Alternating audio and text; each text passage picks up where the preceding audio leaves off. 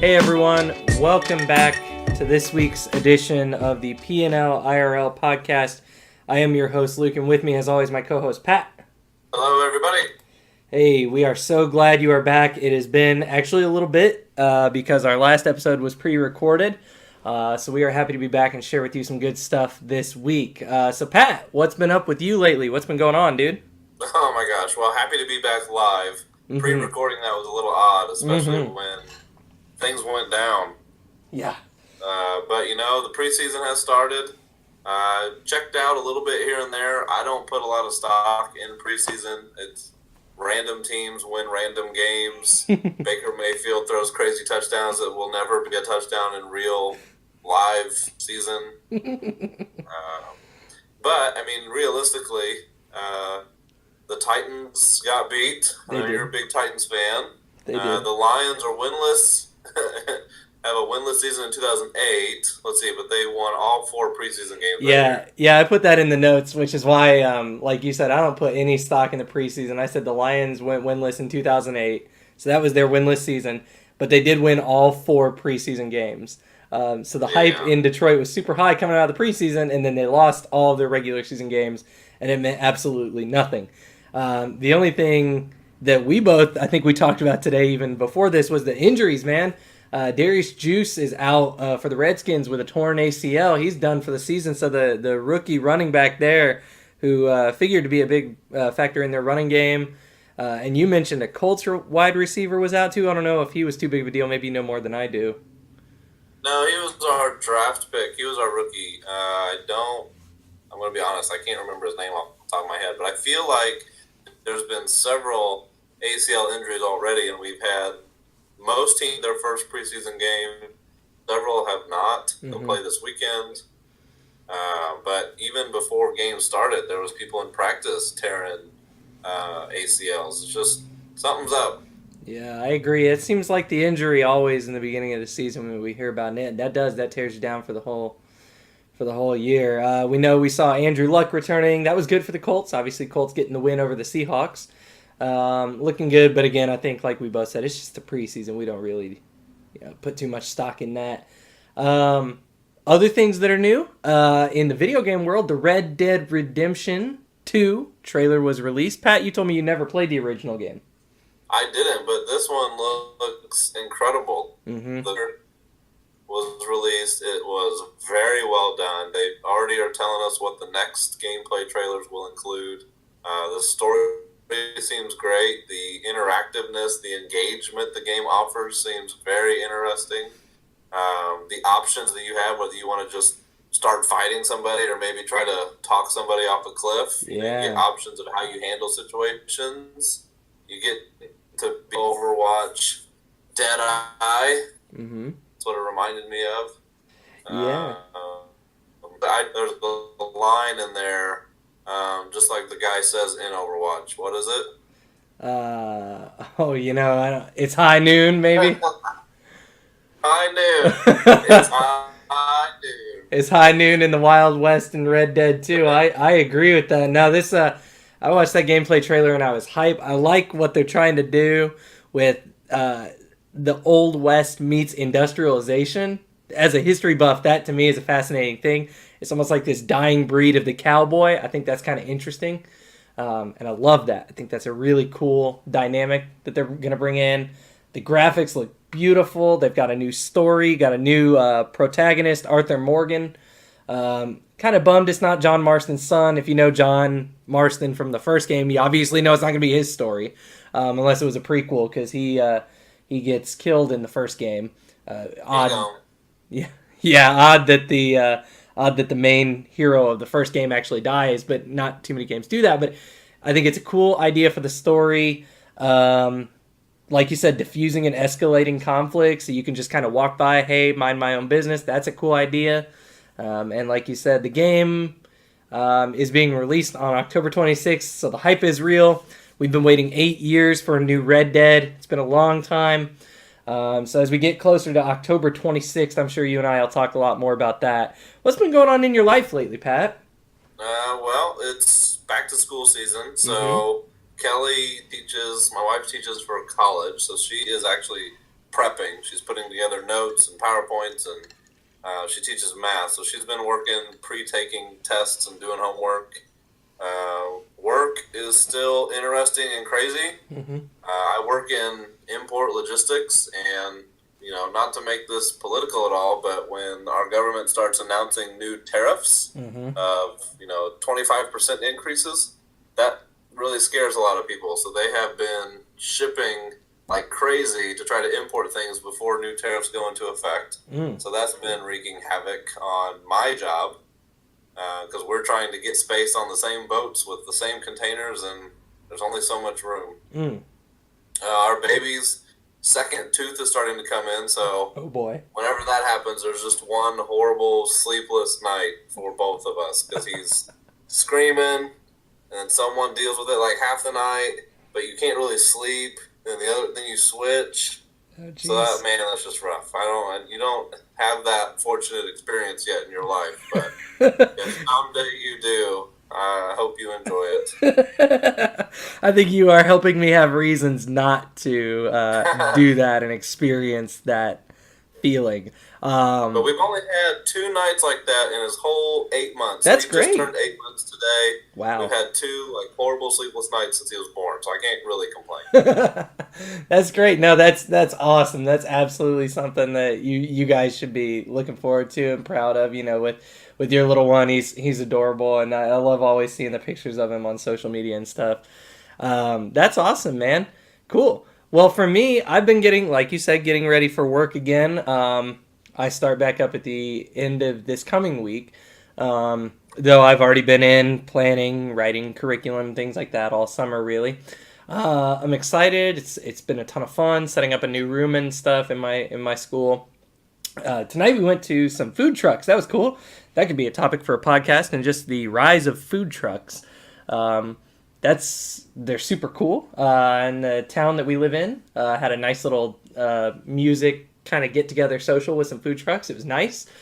Been kayaking a lot, visiting family up in the mountains in Asheville, and tomorrow, well, I guess today, when this is released, I am volunteering at Bubble Day at the James K. Polk Historic Site, where we get to see all the little guys and gals, little ones, and they get to come out and play with giant bubbles and stuff. I can't wait to see what that's about. But because my wife is the one of the historical interpreters over there, I get to volunteer with that, and I'm really looking forward to that. That's something I really enjoy doing. So seems like we both got a lot going on in our lives, and that's awesome. And it very much relates to this week's topic, and we're gonna go ahead and jump right into it. This week's topic is kind of broad. It hits on a wide range of things, and I guess we just kind of call it, in general, when we were thinking up this idea, tips for success, or tips in careers, or suggestions or thoughts on what it's been like to navigate our lives, our professional lives, to where we are now. And this is a subject that both of us are very passionate about. And you even mentioned, Pat, in the notes here that you may look into being some sort of a career coach someday. What kind of got you on that train, might I ask? My favorite part of my job today, whenever it comes up, is working with another peer, maybe even a superior, someone who works for me, whoever it might be, working through some of the political challenges that come up in a corporate career. So I have a fairly typical corporate career, and that comes with not necessarily disagreements or fights or anything like that all the time, but there is some political navigating. There's alliances to be formed. There's enemies made once in a while, and working through that, trying to figure out who you go talk to, what you say, how you say it. That's always so interesting to me, not because I'm a gossip, but because it's important. And there's a lot of people that don't have the confidence or the knowledge to do it well. And so I don't know if being a career coach someday is ever a true thing that'll happen, but just when I get to play one for an hour here and there, man, I love it. So I am pumped about this topic.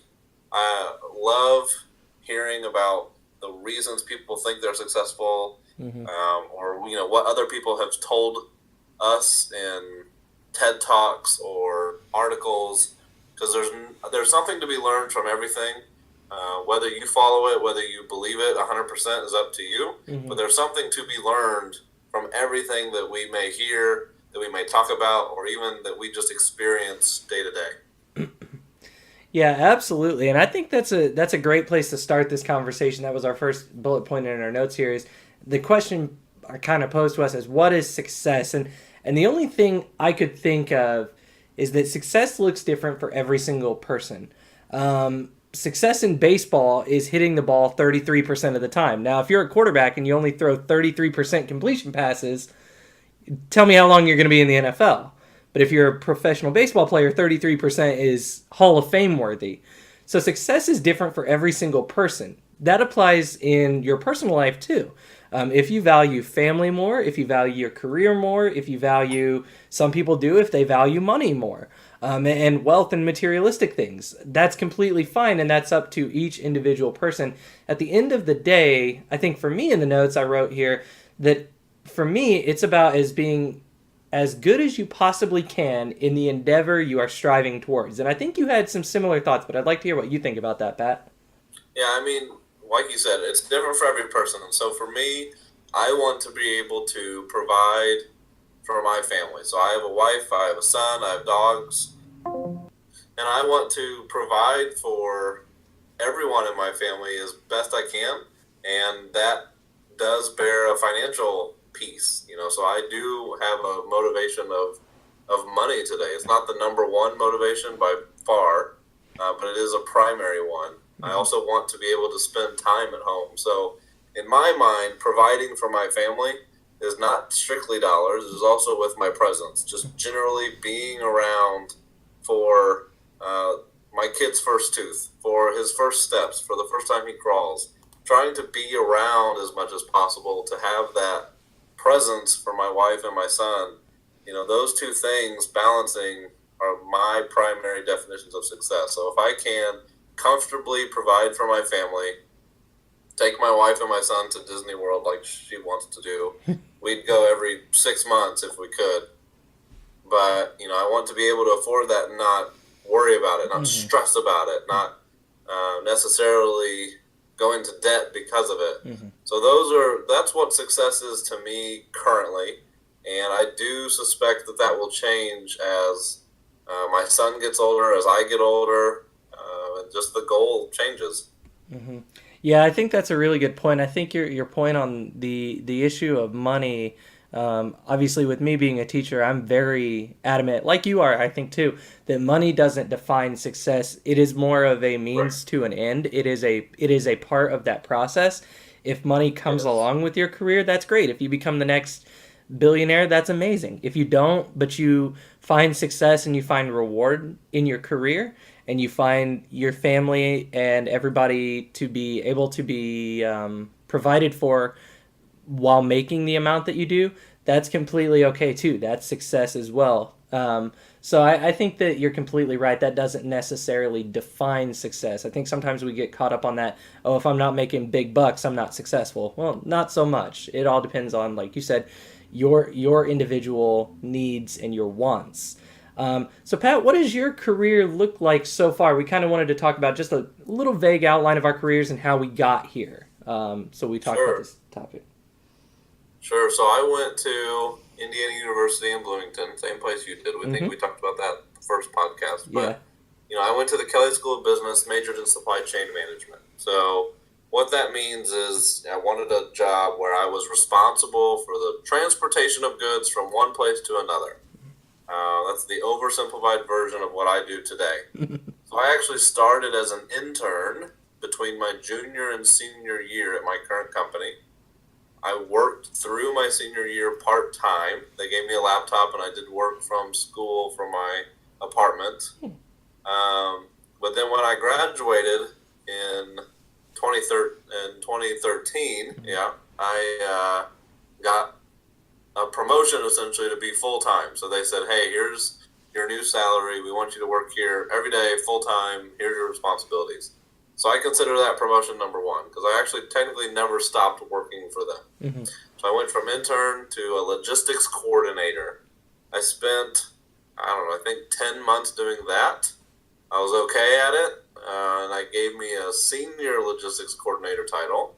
Got a couple extra responsibilities, a few extra dollars. And then before long, I was asking to say, hey, I think I'm decent at what I'm doing. I think I'm a good guy. I think people like me. I get along with everybody. I want to be a manager. And at the time, that wasn't going to be an option in the logistics department at my company. So I actually took a management job out in operations. So I became responsible for quality assurance, which is a small department with an average tenure of actually over 30 years. So we have associates in that department there who have worked for 50 years or more at my current company.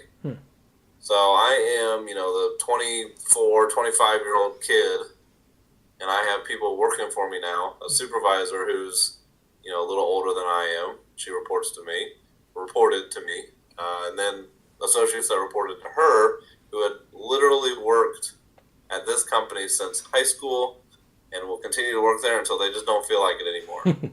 So just the, managing different ages, we're talking about success and what that means today. Another topic could absolutely be, how you actually treat people and manage people. And age differences, background differences are all pretty critical and important. Yeah, I think that's really fair, and I think a lot of what you kind of mentioned there, and managing people and working with people can apply to me also in my teaching field. So just like you, I started in a way with an internship. All teachers that go through a traditional education program, student teaching is a requirement. So I did that, and I thought I was very successful in that. And I apparently was well enough, so that a position opened up at a school where I student taught. And I kind of just filled into that role. I interviewed and everything went well, and it was like, oh, we already know you. Probably similar to what your experience was like, honestly. Yep. But then, like I said, for me, it's just I worked my tail off. In my second year at that first school, I've taught at two schools. That first school, I became a content leader, so everything about the grade level content went through me. I kind of looked over it and helped review it. And then we moved to North Carolina with my wife's position. I found a school down here, a great school. And this is my fourth year, which is crazy that I've taught 2 more years in North Carolina than I have in my own home state, where I started. But now I'm starting to work my way up through to the point where this coming year I'm serving as department chair and other leadership roles around my school building. And while those may not necessarily carry the financial compensation, they carry for me the internal gratification that I'm doing things to help others. And that to me, like we talked about it a few minutes ago in the podcast, that to me is the success. I don't necessarily need the extra money because I don't feel like that's what these extra roles entail. For me, these extra roles entail more, what can I do to help others in my field? And maybe as I move forward, if I stay in teaching or if I move to other fields, how can I use these experiences to help me continue? So that's where I find those roles is a little bit rewarding and successful in different ways. So we kind of talked about our own backgrounds. So let's talk about what you can do or what we think you should do in order to get to where you want to be in your career. So what do you think, Pat? What were some, if you had to tell a recent, let's phrase it this way. If you had to tell a recent college grad your tips for welcome to the real world, what would they be? Or what would you give them some insights on? I think I would start with number one, know what you want. Mm-hmm. So if you are confident in the career that you'd like to pursue, even if you don't do it forever, but it's something you really want to try, something you want to learn. So the same thing you're talking about, Luke, where you're happy to take these other responsibilities, these other tasks on just to get the experience. That is a pretty critical point, young in your career to say, I want to learn. I just want to see what I can learn and how fast I can learn it. Because it leads me to my second point, which would be that having knowledge, education, technical skills, that's just a requirement to get you in a door for any job or any promotion anything that you want after your first role. Mm-hmm. So at the end of the day, after you've been in your first job for a year or two, whether it be a teacher, some accountant, any corporate role, you become pretty equal on paper to everyone that you're, up against. If you're 3 people going for a promotion, on paper you're all going to look the same. You've taught for a year. These candidates have all taught for 2 or 3 years. Well, how do we make a hiring decision? Mm-hmm. That leads me to my final point. My third critical point, I guess, would be that, the soft skills in life of speaking to others, working with others, leading others at times, Mm-hmm. discussing issues, feedback, that stuff is what makes you successful, at least where, I see the most success is the people who are good people doing things the right way for the right reasons, helping others. And we'll talk more about what leadership means in a second, but, just being a positive, good person is far more important at times than having skills. Because at the end of the day, I can teach you, Luke, to do anything anyone on my team does in logistics today. Mm-hmm. I can teach you it, but I can't necessarily teach you how to be a good team player. Mm-hmm. So that's what I think schools struggle with is how do I include that in a curriculum so they have some experience in that. Mm-hmm. But it's what it ends up being most important.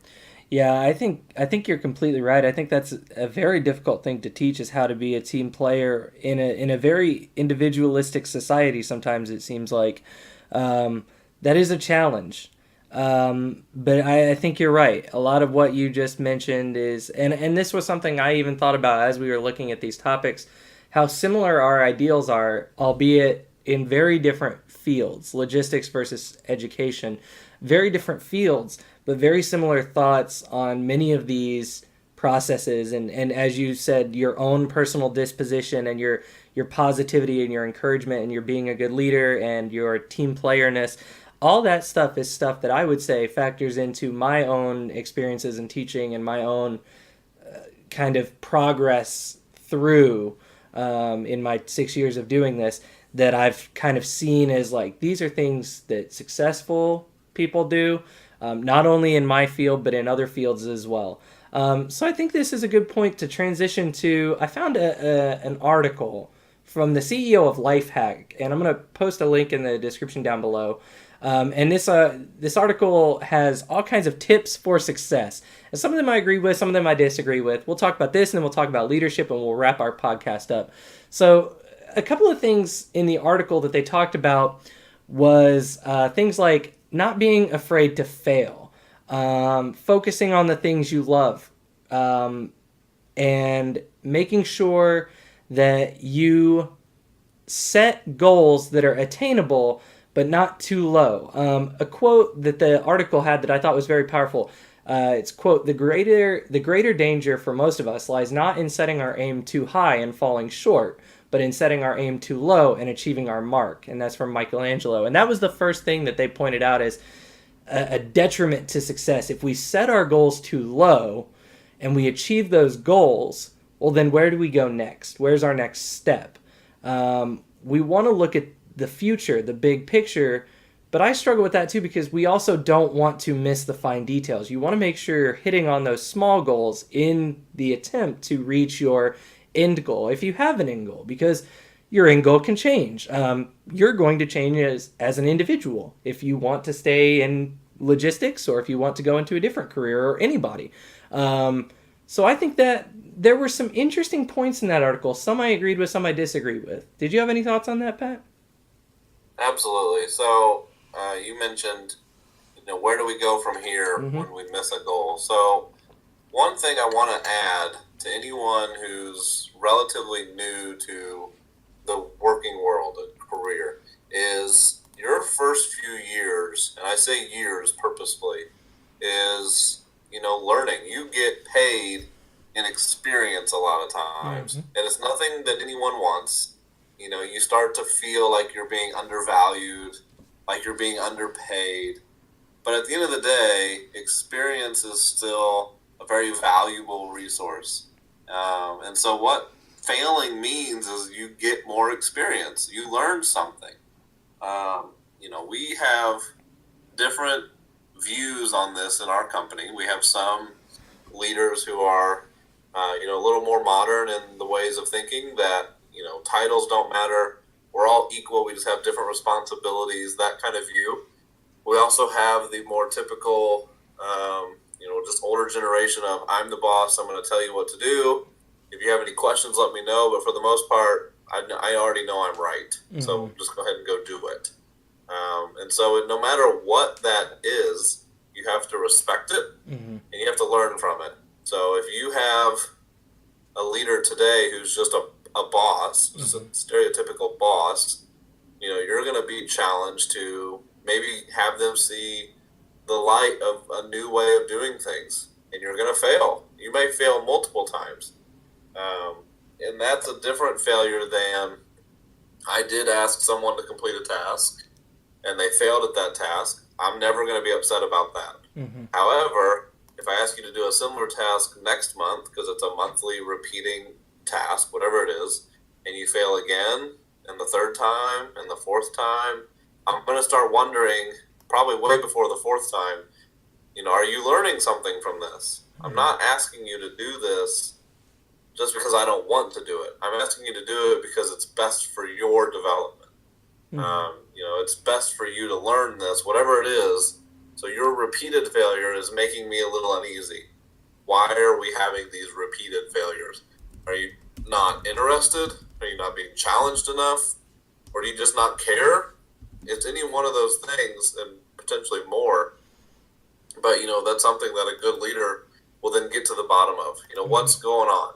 Maybe their parent is in a hospice care and is terminally ill, so they can't focus on what's going on at work at the moment. In today's world, you have to respect wherever the other person's coming from. Mm-hmm. So, one of the tips in this article when I was scrolling through it essentially had something to do with that. Having an unwavering resolution to succeed. Don't be afraid of failure. Learn how to balance life. Mm-hmm. So that's the one that really strikes me the most. Is everyone's life is different than yours. Mm-hmm. Everyone is in a different place, having different experiences, and you never really know what's happening outside of work. Mm-hmm. And we always tell people in an old-fashioned world, don't bring your personal problems to work. Mm-hmm. You just can't say that. It's just not 100% possible. Mm-hmm. You have to respect it. Yes, there are ways to handle it that are more professional and appropriate than others. But at the end of the day, if I'm having marital problems, if I'm having financial struggles, if I, am dealing with a death in the family, those things will impact my work, period. It's going to happen. Mm-hmm. So having a respect for that so that you can work through it, so you can trust and you can move on.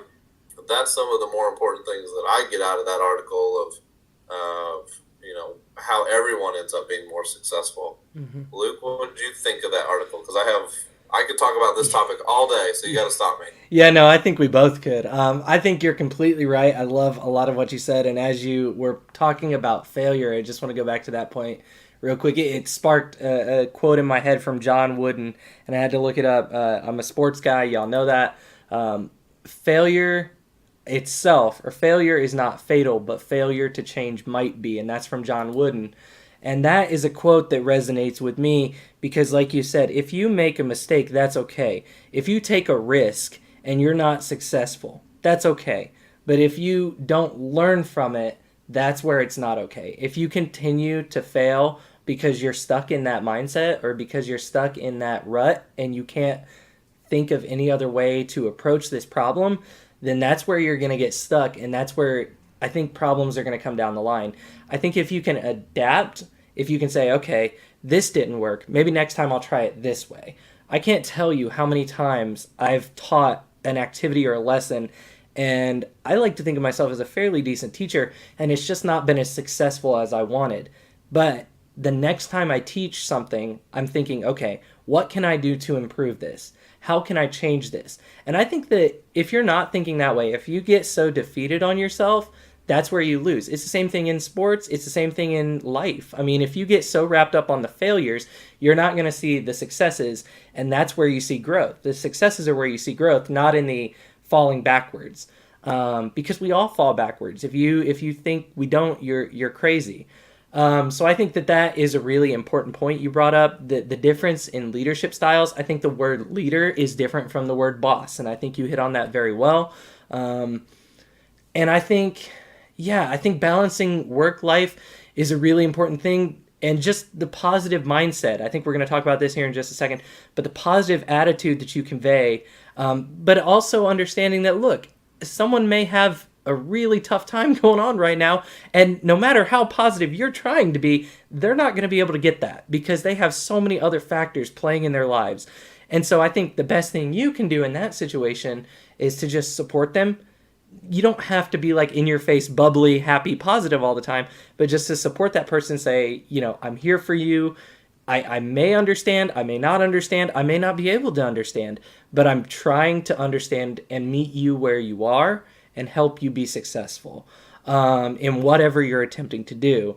And I think that ties into leadership, and maybe that's a good point to kick into this conversation on leadership, because I think leadership is a conversation that both you and I could talk forever on. I know that it's just such a big topic, and it's so changing, I feel like, in today's society. So let's talk about the importance of leadership. So the first point I had here is, who is a great leader in your life? Anybody, you said anybody who is great, anybody who is self-deprecating or humble. What did you mean by that?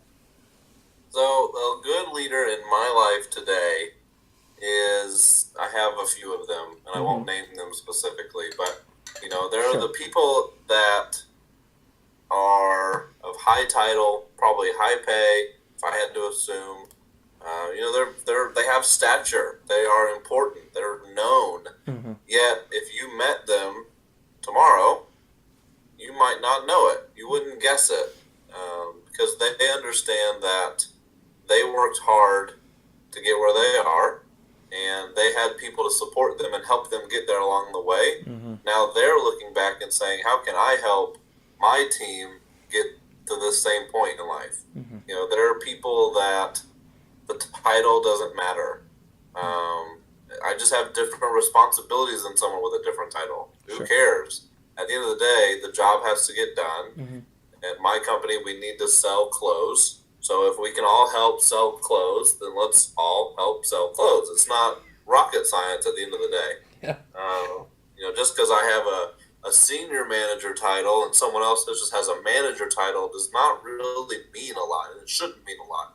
But there are a lot of people in a lot of different situations where that does mean a lot, and it's actually a barrier to progress, where we can't look each other in the eye and work on an equal playing field.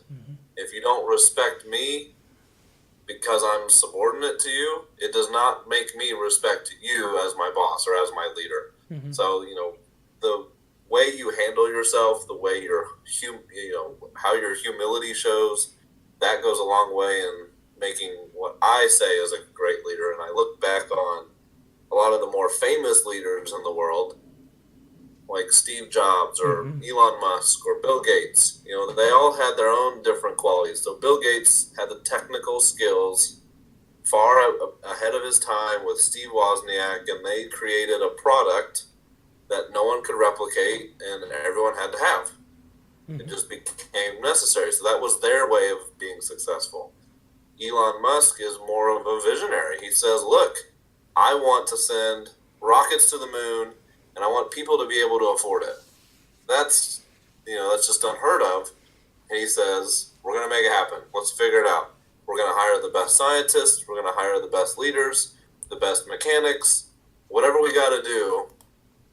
But he just has a vision. He has a dream.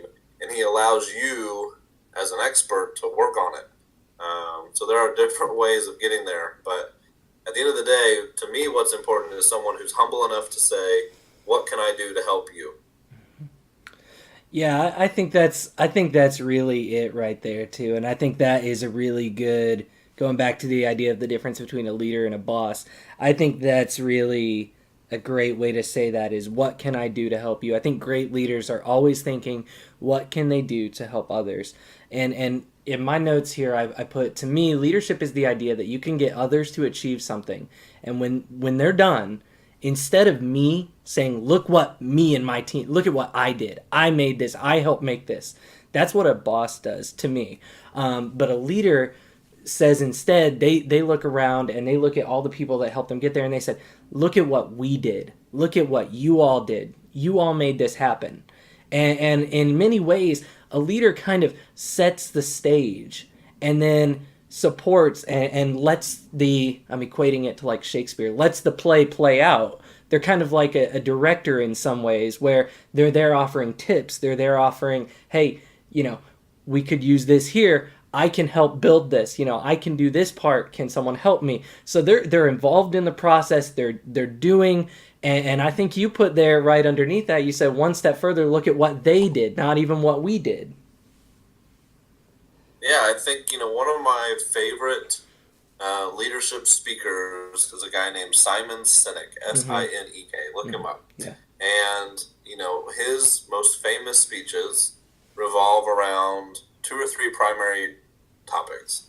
One of them is the power of why. Okay. So a leader will always tell you why you're doing something. He will always make sure you understand the root reason why you're being asked to do this task or have this responsibility.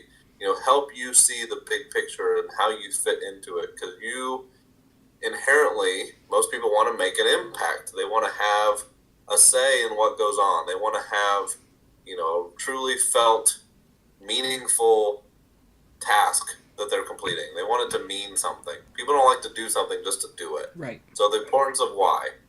The second primary topic that he talks about in one of his more famous speeches is called Leaders Eat Last. And so that can be seen at a cookout.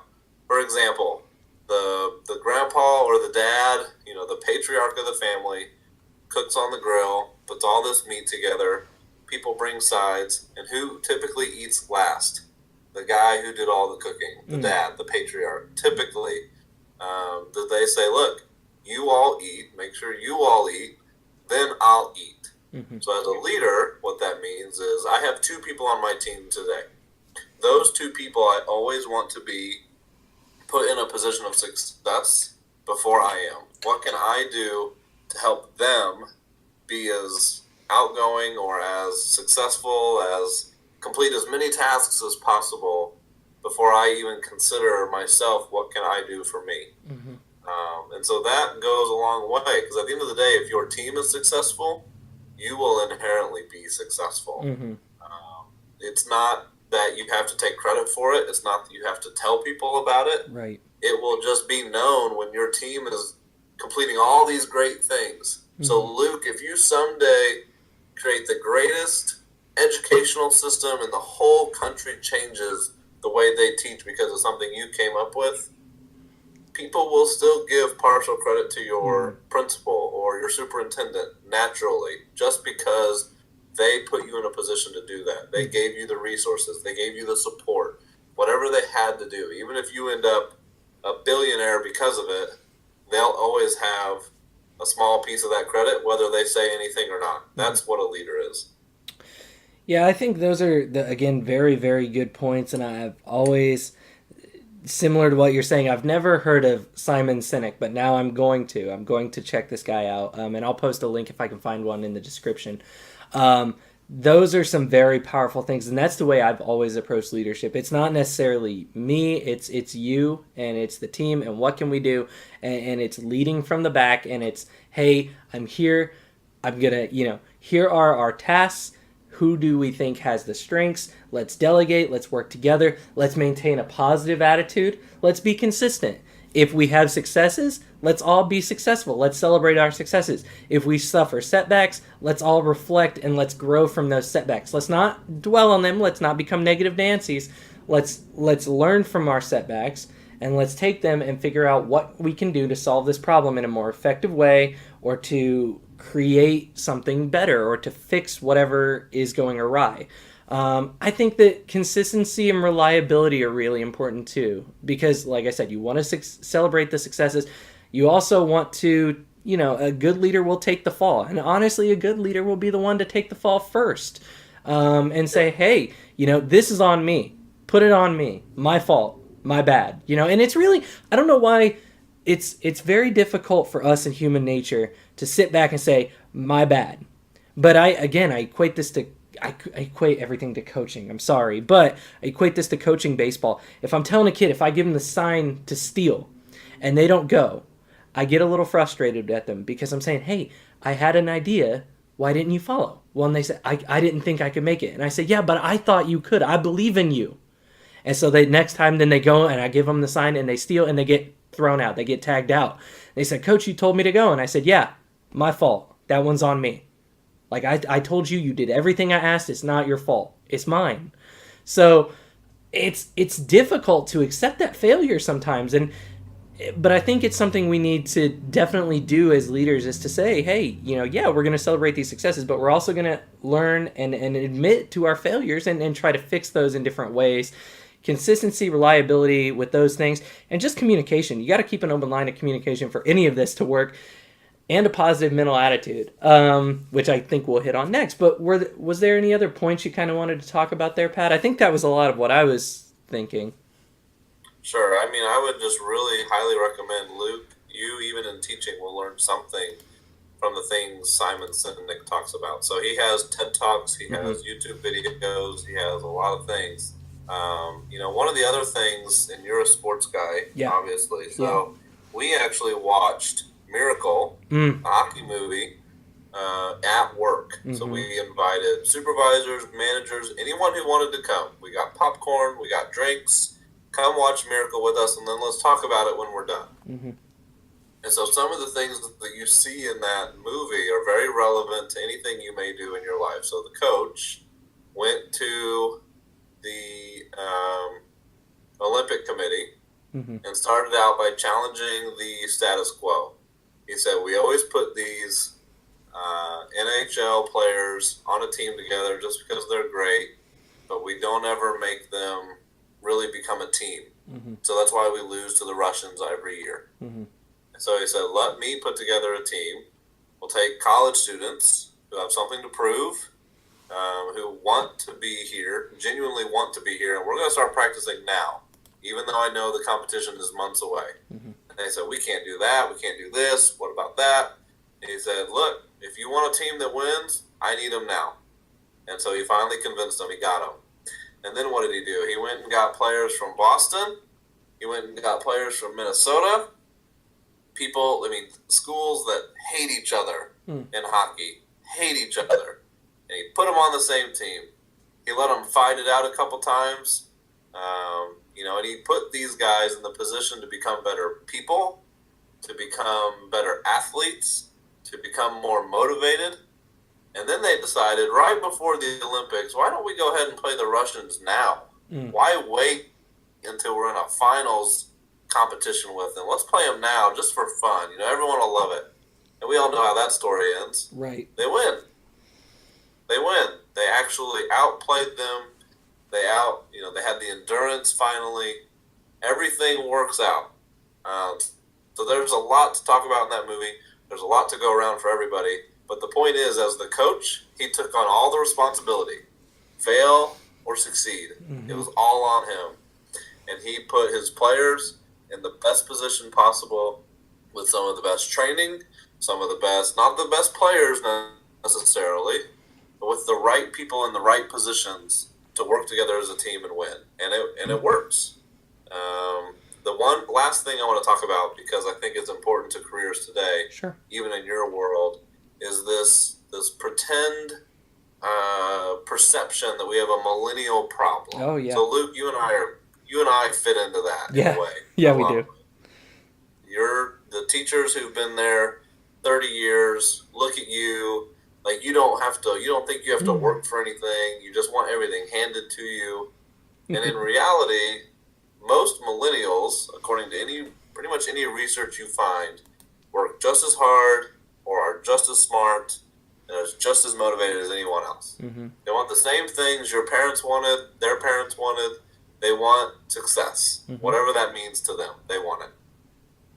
What we think the problem is really just the fact that, our parents and our parents' parents gave us an environment to grow up with technology, to grow up with access to social media, to grow up with access to LinkedIn and Indeed.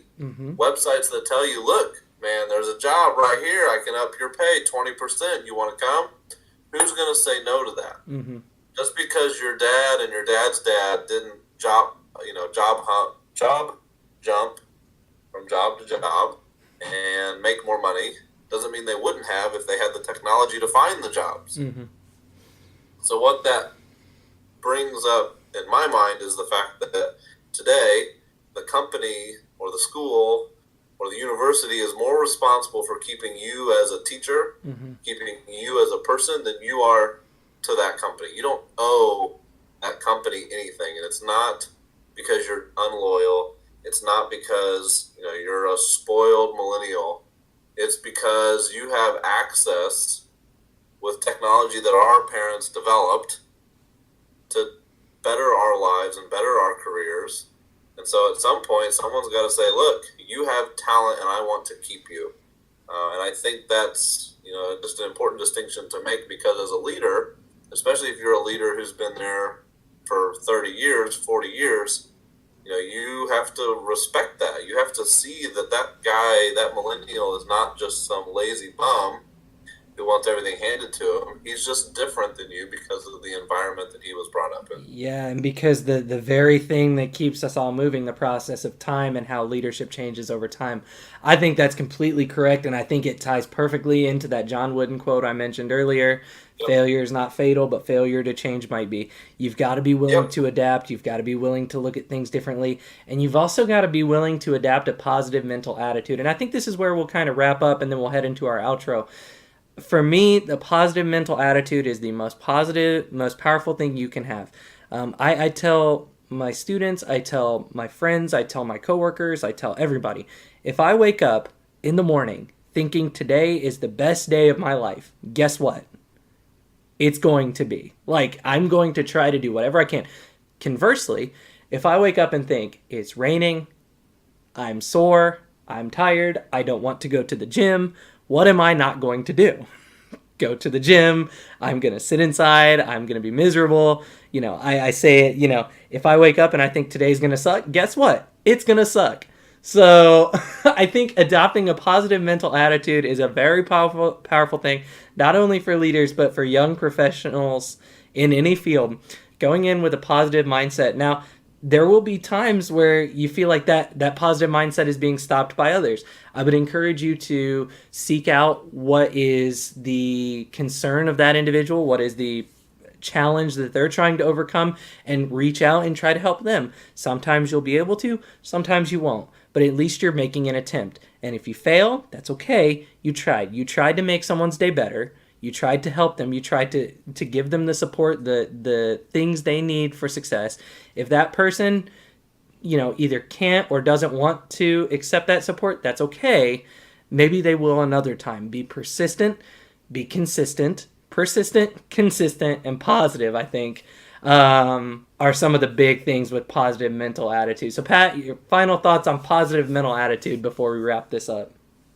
Yeah, there's not a lot to say here, guys. At the end of the day, who wants to work with someone who's negative, passive-aggressive, pessimistic, the Debbie Downer? No one wants to work with the Debbie Downer. So if you are the positive person, and don't be overly positive. Sure. There's a balance there. If there's someone who's way too chipper at 7:30 in the morning when I walk into the building, it's annoying. Let them have their coffee first. Yeah. But at the end of the day, you want to be the team player. Yes. You want to be the guy that people like to spend time with, work with, talk to. That will go a long way. There's no promotions to be gained by being the guy everyone hates. Mm-hmm. It's just not going to happen. Mm-hmm. Yeah, I think you're totally right. And I think your last point there, your brand is critical. You represent yourself and who you are, and your leadership and your view on the world may be very similar to Pat and my own, or it may be very different. That's okay. I think that there's no one clear answer to this, just like with a lot of things. If there was a single way to be a leader, then we wouldn't be having this conversation. But I think that being open-minded, focusing on some of these things we've talked about, these can help you in many ways. And honestly, they're helpful for us too. It's good for me to think about these things and to reflect and to think about how I can continue to grow. Both you and I pretty young, as you mentioned earlier, Pat, how we can continue to grow as leaders in our own field. But you can see the similarities in very different fields, but still very much connected. So any final thoughts on that, Pat? Or are we ready to talk about next week's podcast and wrap this puppy up? No, this was a great discussion. I hope we get some feedback, questions, comments. Yeah. Because we could really dive deeper into some of this another time. Yeah, this is a conversation that could really be beneficial to everyone, to us, to people who are listening. This is a really good place for a dialogue. I think it's a deeper topic, which I was very happy to see. Yep. So next week, we're also going to talk about a deep topic. Next week, our topic is going to be news literacy in today's world. Welcome to the world of the 2010s and the terminology fake news entering our vocabulary. How do we feel about this? How do we address this? We are going to try to keep this as nonpartisan as we can. We're going to try to walk the line. We're going to try to stay away from getting political here. The simple fact is there are fake news. There are fake news sites on the left and on the right. There are fake news sites everywhere, and they exist, and the fact that we can, access them at the click of a button is kind of concerning. Who do we know who to believe, and how do we fact check and really cross-reference our sources? I think that's going to be a really, really interesting discussion. How do we spot fake news, and what can we do, if anything, to address this going forward? What are your thoughts on that, Pat, wrapping up here? Man, I'm looking forward to it. I think it's a timely, interesting topic. We talked about generational differences a little bit earlier. Mm-hmm. That's a big piece of this puzzle as well. There's a different understanding of what is online, what isn't online, what's real, what's fake, depending on your experience growing up with it. Mm-hmm. So I do want to mention right before we get off here, don't forget to follow us on all our social medias. We're on Facebook, P&L IRL, Twitter at PLIRL1. We also have our Discord. We have our YouTube channel, which obviously this video will be there. Mm-hmm. Follow us on Podbean as well. Trust me, it's easier if you download that app. Mm-hmm. It's easier to listen to Podbean podcast if you have the app. So follow us on all those locations. Luke, did I miss any place? I don't think so. I think you hit them all, Pat, and I think this was a great conversation, and we'll talk to you next time. We'll see you next time on the P&L IRL podcast next week. See you later.